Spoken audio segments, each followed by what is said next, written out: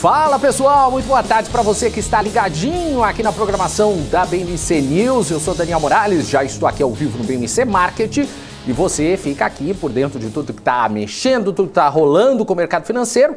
As principais notícias, é claro que o nosso time, você já viu que um deles aqui já está chegando. Eu, Alan Gani e Alexandre Cabral. Pois é, e os mercados internacionais ainda digerem a super quarta. Depois fica quieto aí, Cabral. Os mercados internacionais, eles ainda estão digerindo a super quarta depois que o Fed elevou as taxas de juros em 75 pontos base e que deverá seguir no mesmo ritmo na próxima reunião. A decisão veio dentro do esperado pelo mercado, mas o comitê apontou os juros mais altos à frente e por mais tempo que o mercado esperava. O presidente do Fed, Jerome Powell, declarou que agora vai arriscar a fraqueza na economia para controlar a inflação persistente.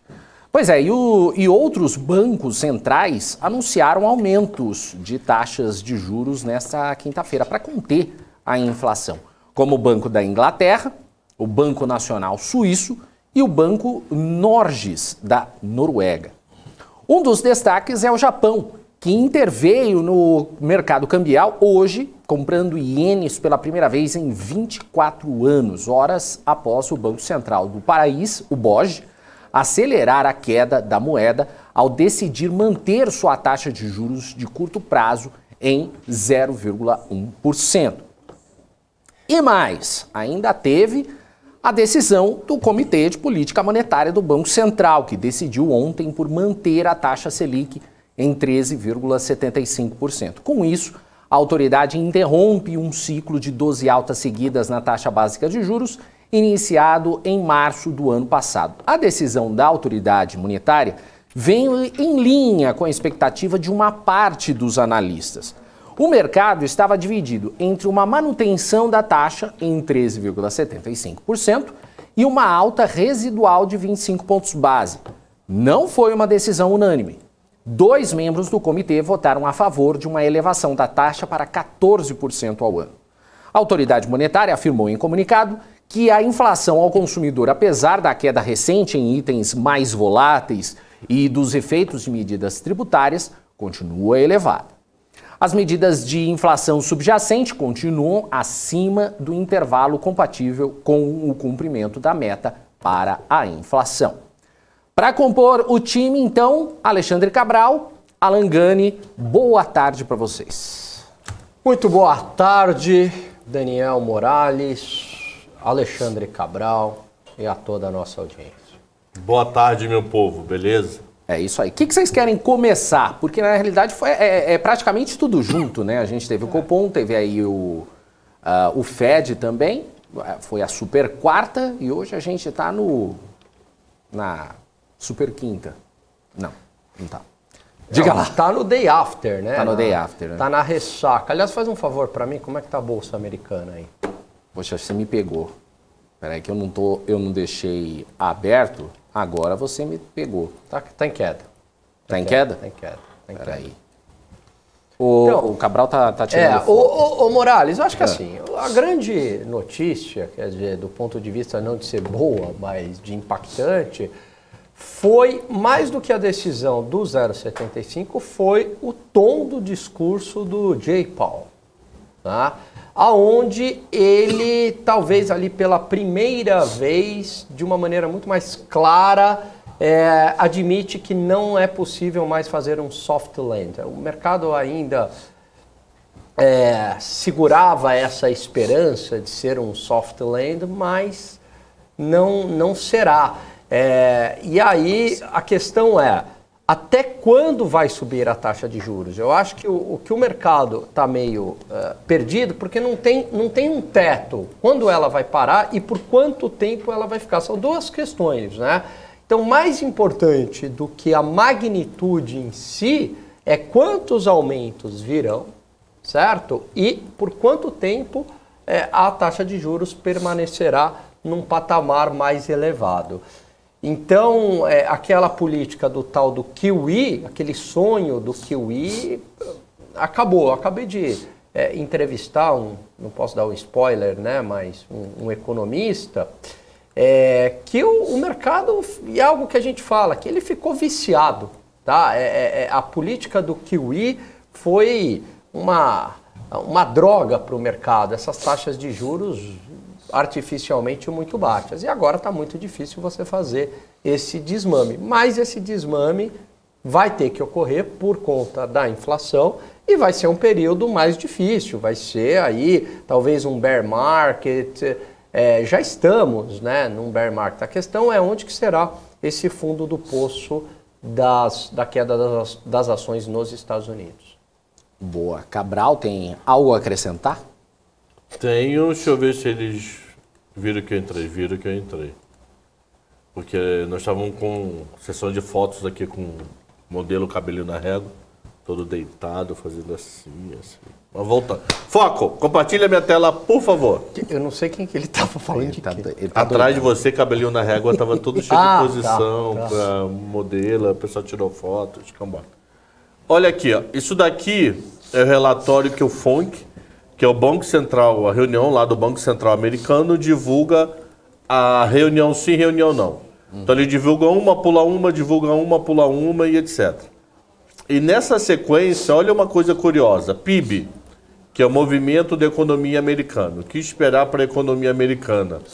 Olha a diferença de um ano. Setembro do ano passado, a gente não falava de guerra, acreditava que o PIB esse ano era 4. Agora a gente fala em 0,20 no ano. Considerando que nós já tivemos 2 semestres de queda, né? Perdão.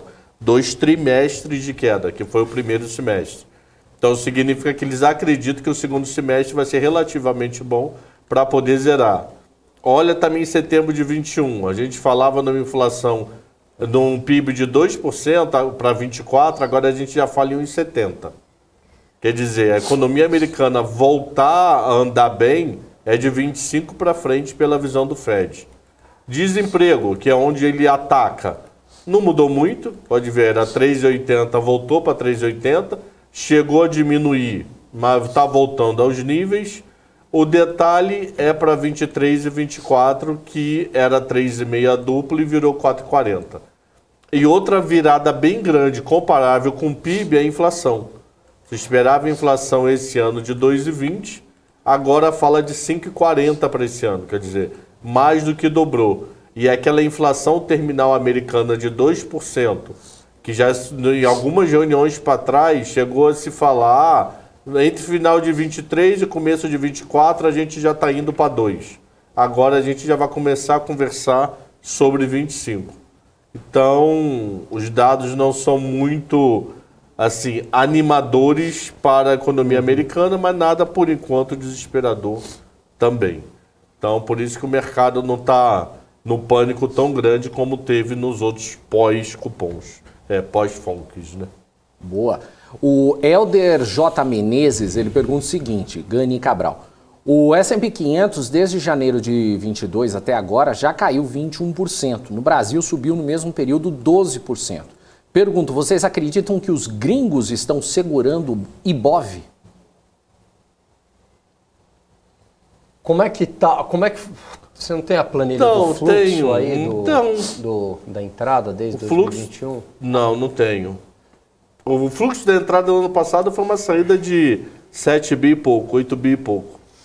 E esse ano eles estão com uma entrada de 70 bi.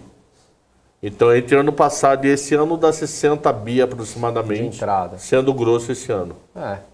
Em parte sim, né? Agora, não adianta, assim, o gringo ele está entrando por alguma razão, né? Então, está entrando porque o Brasil acaba vivendo um momento descorrelacionado em relação ao resto do mundo, acaba se beneficiando também, ou se beneficiou pela alta do preço das commodities no início da guerra. Os dados de atividade econômica começaram a surpreender positivamente, mesmo antes dos auxílios. Depois dos auxílios, turbinou ainda mais. Há problemas do lado fiscal para o ano que vem, né, a manutenção do auxílio em R$600, há esse tipo de problema, há esse tipo de incerteza, mas também no conjunto da obra vamos entregar um superávit primário do setor público esse ano, enfim, as coisas estão mais ou menos encaminhadas e arrumadas no Brasil, então é por isso que olham para o Brasil numa boa relação risco-retorno comparativamente a outros emergentes. E aí, em parte, esse dinheiro lá de fora vem para o Brasil, porque o gringo aloca parte do capital dele em economias de mais risco, economias emergentes, e aí, comparativamente a uma Colômbia, um Peru, mesmo o Chile atualmente, olham o Brasil com bons olhos. Então, em parte, sim, mas essa entrada é calcada numa melhor expectativa em relação ao país. Boa. E o Copom também veio aí alguma novidade? Porque acho que também não teve tanta novidade. Eu vi aí que muitos analistas estavam esperando que não ia ter mudança. Não teve, né? Teve uma visão ali contrária de 2 diretores, certo? Mas isso acho que não é suficiente para ter mudança. Mas talvez é uma boa sinalização de que, o jogo não está tão ganho, quer dizer, há riscos inflacionários. Então, esses 2 votos desses 2 diretores mostra que, né, o fato de não ter tido uma unanimidade é que há riscos ainda do lado inflacionário, muito embora as revisões de inflação tenham sido para baixo. Então, eu acho que é um pouco diferente. A revisão de inflação está para cima pelo relatório. Não, eu falei do Fox, tá? Fechou. Porque qual o grande medo dele, que a gente estava conversando hoje de manhã, que eu falei que era ICMS e me corrigiram, é a volta do PIS/COFINS. Ele dá bastante a entender isso, que ele tem medo da volta dos tributos que foram baixados esse ano por vários motivos. Tanto é que ele subiu o preço administrado 1%. Era 8 e pouco, ele jogou para 9,3%. Então, coisa boa que eu vi no relatório, ele falando de uma possibilidade de desinflação no mundo. Então, o que seria uma desinflação no mundo? É mais barato eu comprar um produto alemão, pode ser que se torne mais barato comprar um produto alemão no ano que vem do que esse ano, devido à alta taxa de juros e o controle da inflação lá fora. Então, isso pode nos ajudar. O que ele assustou? Que ele está preocupado com o crescimento da China, com freio no crescimento da China, que pode atrapalhar o Brasil, principalmente para a entrada de fluxo de moeda. Ele está preocupado com a possibilidade de PIS/COFINS voltar ano que vem, isso ser inflacionário. Eu digo que com Bolsonaro não volta, com Lula não tem a menor noção. E com a possibilidade de uma coisa que a gente já debateu aqui, da mão de obra causar inflação. Que é problema do BC e que todo mundo arruma emprego, mas é um problema. Então ele tem preocupação que isso aconteça. Por isso que eu acho que a mensagem foi do tipo, olha, eu não vou cair juros, mas relaxa aí que até meio do ano que vem, no mínimo, está 13,75. E eu, Cabral, eu posso estar muito louco. Eu não consigo ver Brasil derrubando juros enquanto lá o mercado já não tiver convencido que chegou ao teto. O Leandro perguntando para você, Cabral, mas o governo pode derrubar a lei do ICMS? Vira o PEC, né? Estavam falando hoje de manhã que é uma PEC, como PEC tem que ser votado em Congresso tudo de novo. Então, teoricamente, o ICMS é para sempre. O detalhe é o PIS/COFINS, que foi uma canetada do governo federal a favor dele mesmo, não tem problema. Não precisa de Congresso. Eu digo que o Bolsonaro isso dificilmente volta. Agora com Lula, não sei. Boa. O Caio está fazendo uma pergunta aqui, pergunta leiga, segundo ele. Quando dizem que o dinheiro gringo entra no Brasil, entra por investimento na Bolsa ou em taxa de juros? Em tudo. Tudo. Pode entrar investimento direto. O que seria investimento direto? Imagina que o Gani tem uma indústria de fabricar copo. E ele quer vender essa indústria. E quem compra é alguém que está no exterior. Então ele manda o câmbio, como ele discrimina lá o que ele fez, isso vira investimento direto. Eu estou aplicando diretamente no mundo real. Pode ser para comprar ações via IPO, emitindo pela primeira vez, ou mercado secundário. Pode ser para renda fixa. Pode ser para pagamento de dividendos no Brasil. já que temos BDR. Então, um caminho contrário. E tem vários modos, comércio exterior, tem várias subdivisões. Deixa eu aproveitar e é isso aí. Por exemplo, investimento em ações é interessante, é tudo entrada, então investiu em ações, aí são umas tecnicidades. Se é acima acho que de 10% de compra de ações, aí entra como investimento direto. Se é menos do que isso, aí entra na conta em carteira. Investimento conta financeira. Em carteira, conta financeira. Mas, enfim, é tudo entrada. E isso é bastante importante porque essa entrada de investimentos no país que o Cabral falou, tanto na renda fixa, quanto em derivativos e quanto também no mercado de ações ou empresa, setor real, é capaz de financiar o nosso déficit em transações correntes. Então, as transações correntes são um conjunto de entradas e saídas que engloba a balança comercial, exportação e importação, que historicamente a gente é positivo. Aí você tem um outro pedaço chamado serviços e rendas. Então, serviço, por exemplo, frete. Então, a gente tem receita com frete e despesa com frete. Tem entrada de recursos com frete e saída de recursos com frete. O Brasil é deficitário. Turismo. Então, tem entrada de dólares com turismo, quando o estrangeiro vem gastar no Brasil. Então, ele trouxe dólares, converteu para os reais. E tem a saída. Significa o quê? Que nós estamos indo gastar lá fora. Pegamos nossos reais, convertemos por dólar ou outra moeda e vamos gastar lá fora. Então isso a gente é negativo. Renda, juros, pagamento de dividendos, também a gente é negativo. Então esse déficit ele é financiado e é muito importante por essa entrada dos investimentos na conta financeira do estrangeiro, investindo no Brasil. Consegue financiar esse déficit em transações correntes. E isso é importante porque, aí entrando um pouco no economês, se está tendo investimento no Brasil, significa que lá fora o mundo está poupando. É a poupança externa.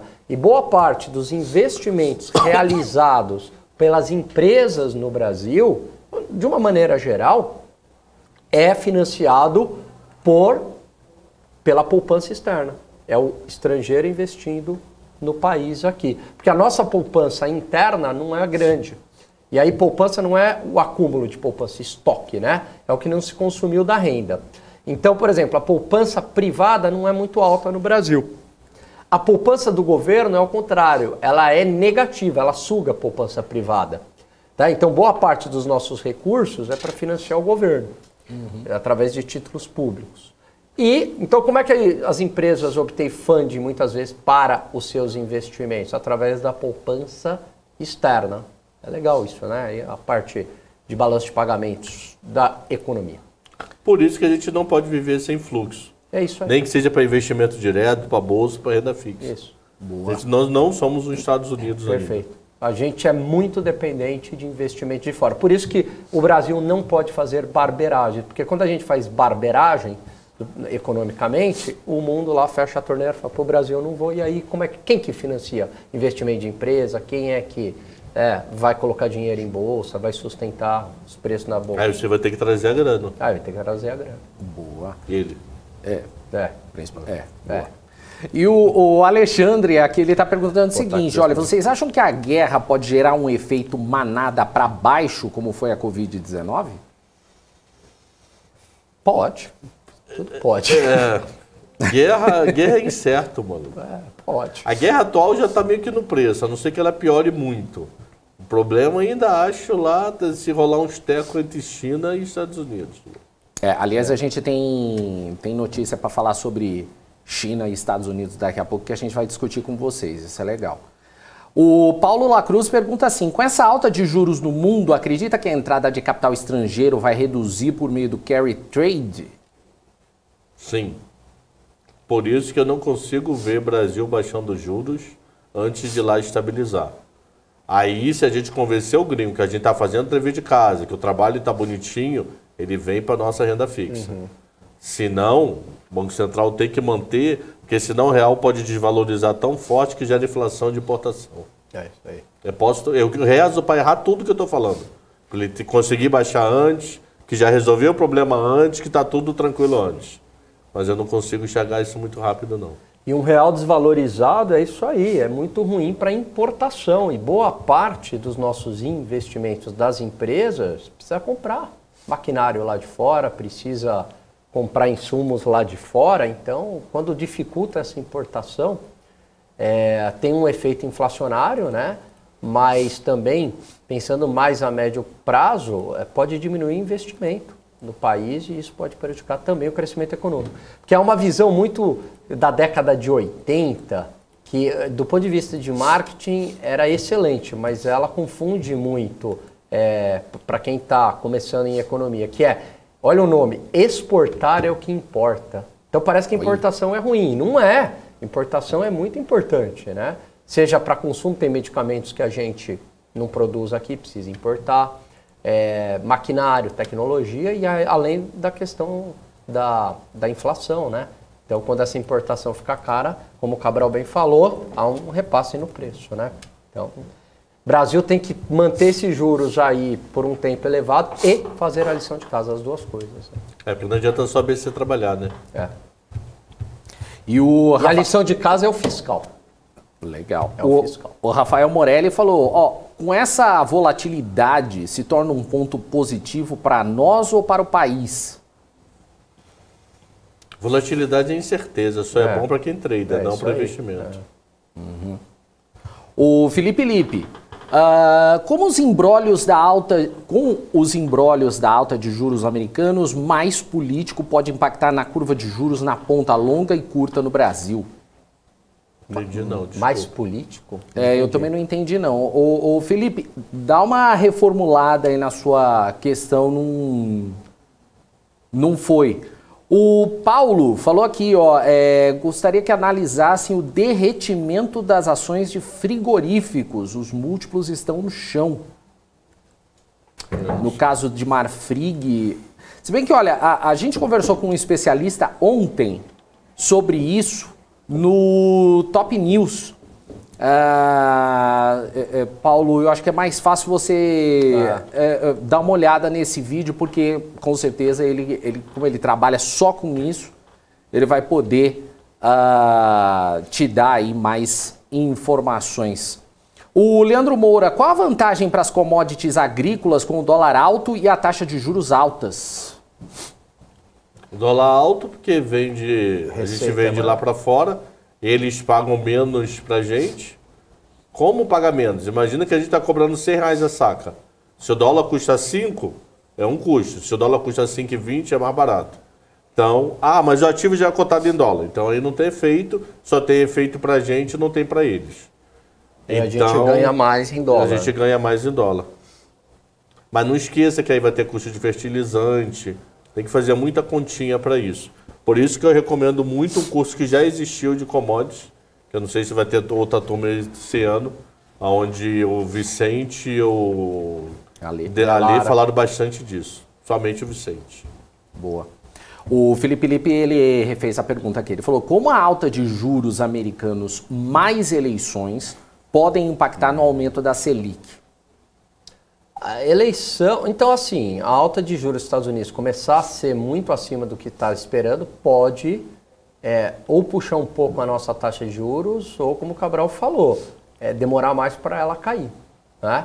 E a eleição trazer risco fiscal, dependendo de quem quer que ganhe e dependendo da sinalização que for o governo. Então, não a eleição, mas o pós-eleição. Se for um governo que, sei lá, vai abrir a torneira do gasto público, o Banco Central vai falar, vou ter que subir ainda mais os juros, porque está vindo muita demanda, muita pressão de gastos, porque o governo está fazendo a parte dele, então para eu segurar a inflação, vou ter que subir ainda mais os juros. Então existe sim esse risco. Legal. Tem uma notícia aqui que eu queria trazer para vocês, porque o ministro da Economia, Paulo Guedes, ele disse que é falso que 33 milhões de brasileiros estejam em situação de fome. Ele argumentou que os números parte dos resultados de uma pesquisa domiciliar divulgada por especialistas nesse ano são resultado de narrativa política para fazer barulho. Os dados questionados por Guedes fazem parte do segundo inquérito nacional sobre insegurança alimentar no contexto da pandemia da Covid-19 no Brasil, que mostrou em meados desse ano que o número de brasileiros que convive com a fome chegou a 33 milhões, no final de 21 e início de 22. A pesquisa feita com base na realização de entrevistas em 12.745 domicílios é de responsabilidade da Rede Brasileira de Pesquisa em Soberania e Segurança Alimentar e Nutricional. E apesar de Guedes não concordar, dados semelhantes para o ano de 2021 aparecem em estudo da Fundação Getúlio Vargas. Também, de acordo com o relatório da ONU, o Brasil voltou ao mapa da fome global. Bom, nós temos aí, no caso, 3 locais falando que o Brasil aumentou aí a fome e o ministro Paulo Guedes não acreditou nos institutos. O que faltou aí? Acreditar no instituto, achar que ninguém está passando fome? Ou eu tô na minha casa, tá tudo bem? Eu não tenho base técnica para discutir, porque eu nunca acompanho muito esses números abertos. Teria o meu que olhar vai ficar uma opinião muito generalista. Eu posso ler e a gente fazer a mesma pergunta amanhã. Aí eu olho a estatística toda por dentro. A única mensagem que eu quero passar aí para o pessoal é o seguinte, o fato de ter uma pesquisa, o fato de ter uma chancela, uma grife acadêmica, tá?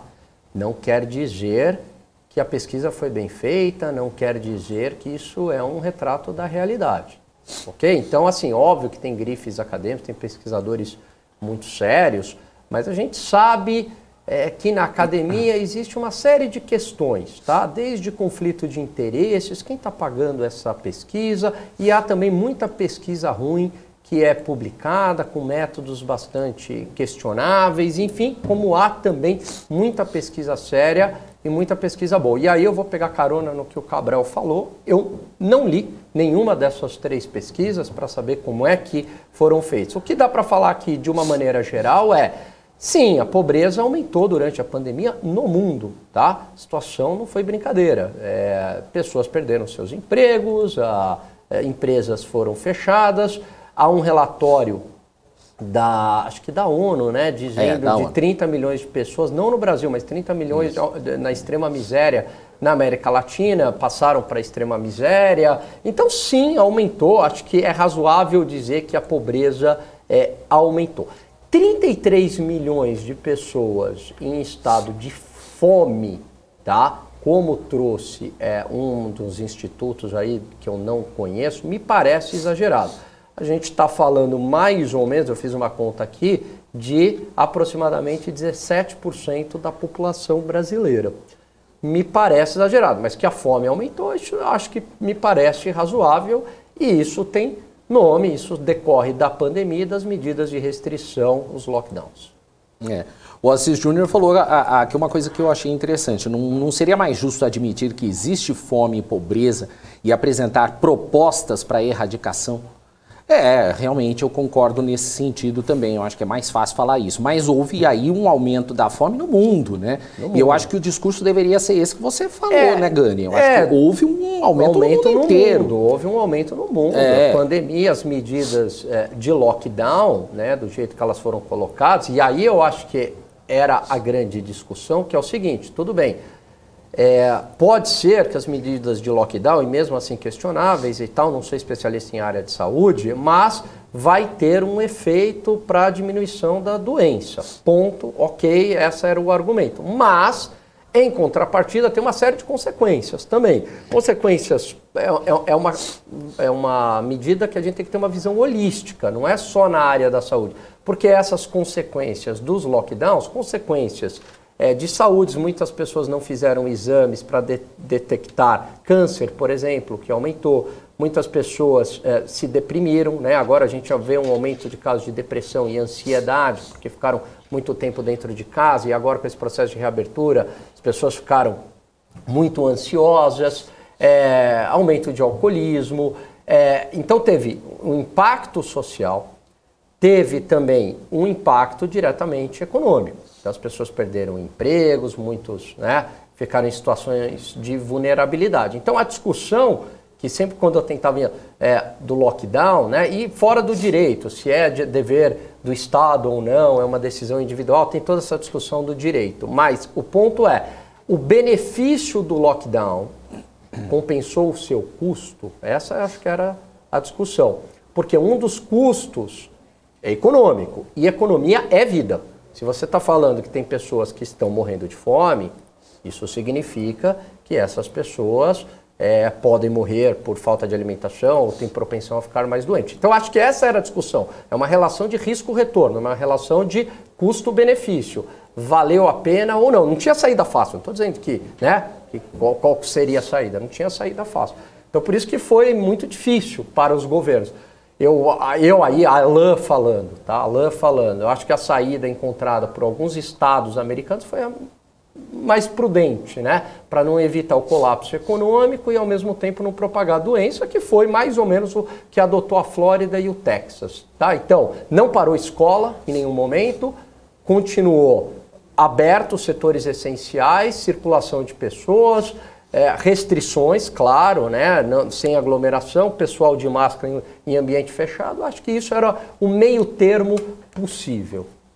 Boa, gostei daí da explicação, Gani. Só para poder botar uma pimentinha. Põe. Você gosta? Claro. Quem escreveu o estudo pelo IPEA foi Éric Alencar de Figueiredo. Éric Alencar de Figueiredo foi indicado para presidir o IPEA pelo Paulo Guedes. Não quer dizer que eu li a pesquisa. Só estou dizendo quem fez. Então, a princípio, não tem um conflito de interesse, né? Então. Mas continua que eu tenho que ler para poder dizer. É que às vezes é complicado você comentar alguns assuntos que as pessoas querem defender, aí é complicado. Mas, como disse aqui o Rafael Garcia, vocês não têm embasamento para essa questão. Concordo com você, Rafael, e por isso vamos ao intervalo, Gani, porque ninguém aqui tem envergadura moral para falar sobre isso. Vamos pro intervalo, então.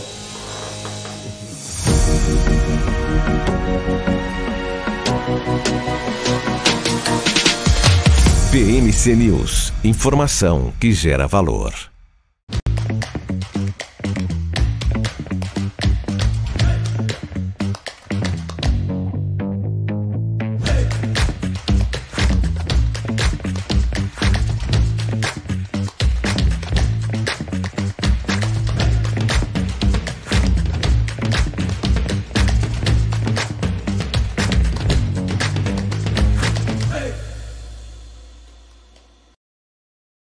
As empresas que fazem parte do seu dia a dia estão em uma das maiores bolsas do mundo, a Nasdaq.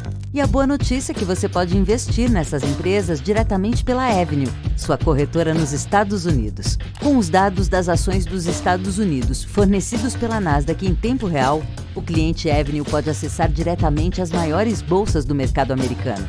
Entre neste mercado de tecnologia e inovação. Acesse avenue.com.br/Nasdaq e seja bem-vindo ao mercado global.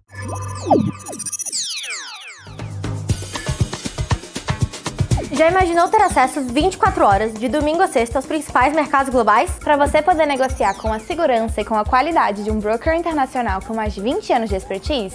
Isso é possível, aqui na Active você pode!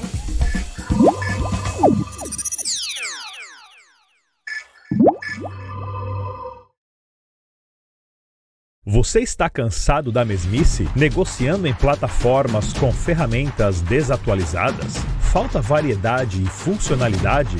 Aproveite nossa grande seleção de ferramentas de trade. Baixas taxas de negociação, suporte em português 24 horas por dia, com mais de 200 criptomoedas disponíveis para trade. E a facilidade de depósitos com Pix. Aproveite o futuro agora. Bybit. Abra sua conta hoje mesmo. Bybit.com. Entendeu? É isso aí, estamos de volta aqui pro nosso mais um bloco aqui do BMC Market. Essa notícia é pro Cabral. Porque o IRB Brasil divulgou o relatório periódico mensal que seus números não auditados de julho, mês que teve prejuízo de 58,9 milhões de reais, elevando o resultado negativo dos primeiros 7 meses do ano a 351,7 milhões de reais. Isso se compara aí a um prejuízo de 253,7 milhões de janeiro a julho de 2021, conforme mostrou a companhia. O prêmio emitido totalizou 1,349 bilhão em julho, um aumento de 15,6% em relação a julho de 2021. Então, nos primeiros 7 meses do ano, o prêmio emitido foi de 5,039 bilhões, foi 4,2% inferior ao de um ano antes. Queria saber o que você acha, Cabral. Cabral que gosta de IRB, tem IRB na carteira. Ó, ele adora. Vamos ver como é que tá a IRB. A IRB hoje. não. O IRB. O IRB está caindo 4,13%. É uma injustiça. É uma injustiça do mercado financeiro. O prejuízo do IRB em julho de 21 tinha sido de quase 98 milhões. Veio para 59 milhões. Esse mercado, se eu fosse a CVM, eu ia lá e multava todo mundo que está vendendo o IRB hoje. Então você está falando o seguinte... Melhora os números e o mercado afunda. Tá de brincadeira. Você tá perdendo menos, é isso? O prejuízo é menor. A trolha é menor. Antes você tinha tomado 3 pancadas, agora só 2. Ou seja, não deu tanto ROD. Deu ROD. É ridícula, mano. Ai, meu Deus do céu, IRB, pelo amor de Deus. 1,16. O que você tem contra o IRB? Eu não tenho nada contra, que o objetivo da IRB... Você tem nada a favor, né? O objetivo da IRB e da Oi é todo dia bater mínima. Hoje tem que ser menos que amanhã, que tem que ser menos que anteontem, que tem que ser menos que Tresantonte, que Quadrotonte e assim vai. 1,16 a IRB, bateu 1,14 hoje, ó. Por que eu não comprei a 1,14 a IRB hoje? Ó, o Peter Santana, IRB vai chegar a 66 centavos. É. 66 centavos. É a besta menos um 6, né? Porque seria 6,66. Então, quem chega primeiro a 50 centavos? IRB ou Oi? IRB 1,16, Oi 41 centavos. Nubank cai 6,67. Maione Souza colocou piores papéis em 2022. IRB, Oi e Neogrid. São os piores papéis desse ano? É Neogrid, né? A IRB tá entre eles? Até eu fiquei sem... Ó, só do que faz parte do índice Bovespa. IRB cai... Só que faz parte do índice, então não vai estar Oi. 71% cai a IRB no ano. BID cai 64%. Cash cai 62%. CVC 47%. Braskem 46% e assim segue a vida. Mais alguma engraçada? Peraí. Cabral, rapidinho, uma boa aqui. O Rafael Morelli me pergunta, e a startup vegana que você comprou? Então, a startup vegana, o processo é longo. Demora, Ontem não, hoje é quinta. Segunda-feira que eu assinei o contrato de compra, é um processo longo. Não é um negócio não é rápido, não. Tá. Demora, não, mas o entrevistado disse que era longo mesmo. Aí, nesse momento está no processo de colher assinaturas para começar. Você botou milão lá? Botei R$1.000 naquele dia. Agora ele colocou aqui no programa. Você pode vender a qualquer momento ou não? A partir do momento que tiver tudo regularizado, sim. Aí pode, mas tem que ter comprador. Tem que ter comprador. Eles têm lá o mercado. Tem, né? Se você for na CapTable, tem uma tabelinha lá com preço de compra e venda. Esse projeto ainda não, porque ele ainda está num processo burocrático. Mas os antigos você já vê lá. A gente já botando o preço de compra e venda. Lembrando, quem não viu, ele fez a compra aqui, ao vivo. No programa. Foi Cabral muito legal. Comprando. Ó, eu sou o cara que mais prestigia a BMC. Quem tem conta do BTG aqui? Eu tenho conta no BTG. Tem conta do BTG. Quem já fez o CapTable? Eu. Quem tem conta da Avenue? Eu. Então sou eu que mais prestigia a BMC. Mas o CapTable é nosso. Mas peraí. CapTable é do... Mas depois você fala que morreu. O Gani... sumimos da terra. Não, voltamos. Depois você vai falar que é o Gânia que é o mais rico aqui. É o Cabral. Não, porque ele só aplica lá fora. O meu é R$1.000. O cara só aplica lá fora. É outro patamar, mano. O Rafael Morelli colocou aqui, deu uma olhada aí pra comprar umas startups também. Mas, ó, o Cabral investindo em restaurante, comida vegana, é a mesma coisa, sei lá, que o Luciano Huck defendendo o porte de armas, né? Porque ele é sempre todo desarmamentista. A mesma coisa, assim. Não, o nome disso é Red, maluco. Red emocional. Se você conhecer alguém que torce pro Flamengo na Libertadores, eu vou torcer pro Atlético na grana. Porque que nem o outro do Palmeiras. Se meu time perder, eu ganho dinheiro. Mas vem aí a pergunta do Rubão Dantas aqui. Quem tem a vida mais difícil? O torcedor do Vasco ou o acionista do IRB? Do IRB. Do IRB é bem pior, mano. Do IB é bem pior, pelo amor de Deus. IB melhorando. Melhorou 2 centavos. Opa, exclusivo aqui, ó. IB melhorando 2 centavos. Não cai mais 1,14, caiu 1,16. 1,15. Foi só comemorar. Poxa.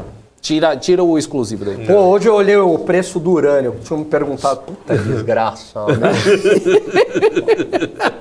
A ETF lá, meu, tá 21 dólares, cara. O que tá pior? Nubank, IRB, Oi ou teu ETF? O meu ETF, cara. Putz, e eu... Nossa, que desgraça. Agora eu vou com aquele papo, é longo prazo, né? Sei lá quando que é esse longo prazo. Uma coisa é que vocês que estão assistindo o programa, vocês têm que dar o braço a torcer. A gente também conta a derrota aqui. Verdade, isso é verdade. Ninguém vê que o papo só ganhou. Não, só ganhou. A gente conta a derrota ao vivo. Olha, só esses influencers aí que tudo dá certo.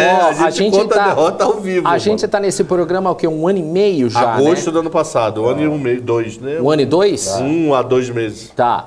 É que eu tô um pouquinho antes, você não tinha entrado ainda, né?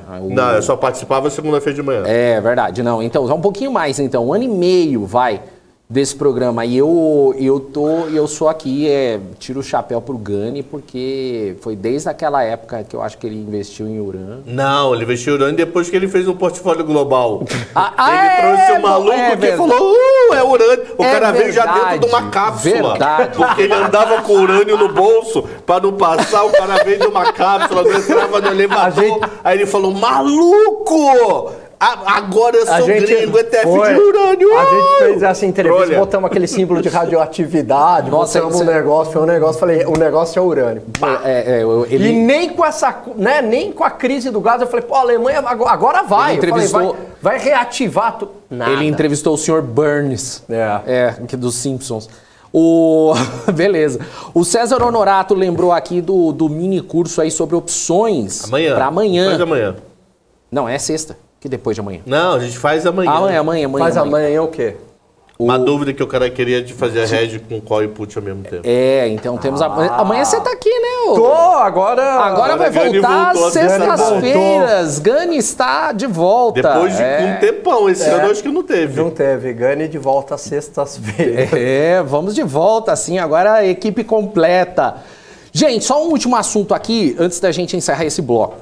Olha só, os CEOs do JP Morgan, Bank of America e Citigroup se comprometeram a honrar qualquer exigência do governo dos Estados Unidos de se retirar da China se Pequim atacar Taiwan.